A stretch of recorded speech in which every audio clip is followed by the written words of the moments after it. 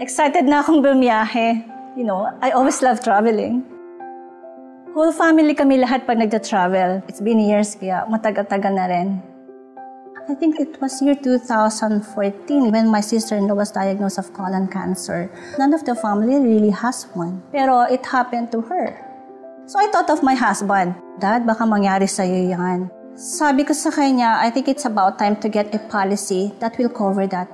Ang sabi lang ng husband ko, kung hindi ka kukuha, wag mo na rin akong ikuha. Little did I know really na ako pala ang gagamit. I was diagnosed with cancer.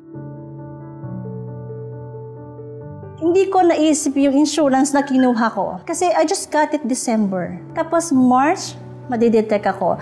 Wala akong magawa kundi maging ready for anything. Ang sabi ko nga sa anak ko, I will give it a fair fight.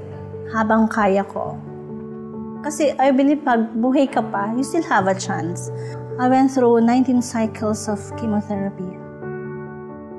Whenever I go to the hospital, you don't feel good. Kasi alam mo na naman yung pagdadaanan mo, tutusukin ka na naman, babagsak na naman ang katawan mo. Kaya nung day na ng last, sabi ko, congratulate niyo ako. This will be my last chemo. We're going to Singapore. What? Sabi na, are you okay? Mama, kaya mo na ba?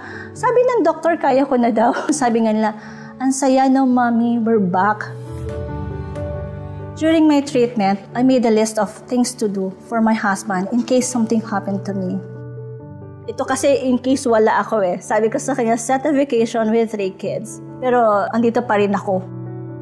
So ngayon, preparing for one big trip. Kaya yung mga bata, they're excited kasi ngayon lang sila pupunta sa US tapos lahat kami magkakasama. Parang sa akin, it's just an experience, you know? It's just my past.